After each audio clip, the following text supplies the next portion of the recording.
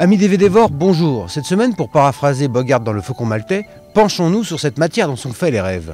Qui, par exemple, n'a jamais rêvé de pouvoir manipuler le temps à sa guise et revivre des instants clés jusqu'à ce qu'ils nous satisfassent? Mamoru Hosoda, ancien réalisateur des Digimon, s'est amusé à étudier toutes les variations possibles autour du concept.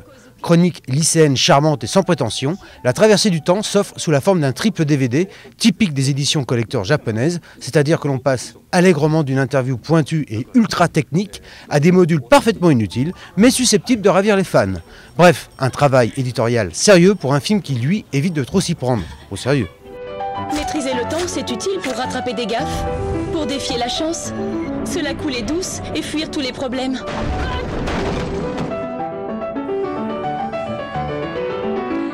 Du rêve aussi, sous forme de cauchemar, mais hélas pas l'ombre d'un bonus sur le DVD des 3 visages de la peur. Dommage, car la France est un des pays qui a le plus fait pour le rayonnement de ce film. Méprisé en son temps par la critique internationale, le cinéma de Mario Bava est aujourd'hui devenu une référence incontournable du gothique européen. Et ce film à sketch, inspiré par Tolstoï, Maupassant et Tchekhov, continue de dispenser une ambiance onirique aussi troublante qu'incontournable. Un must pour les amateurs de doux frissons féminins frappés par les circonvolutions psychanalytiques et un soin visuel sans pareil.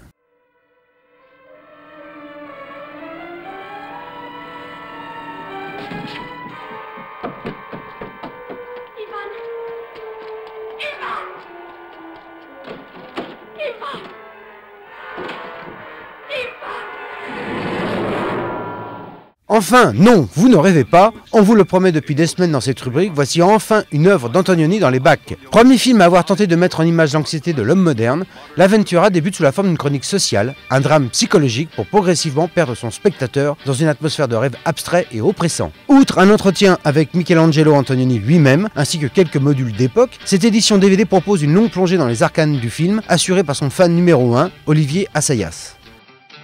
De l'Italie au Japon, la matière dont sont faits les rêves est constituée de lumière, celle-là même qu'on projette sur les écrans de cinéma. Amis DVD-vores, méfiez-vous des films, ils pourraient bien percer les secrets enfouis dans votre esprit. Et bien le bonjour chez vous.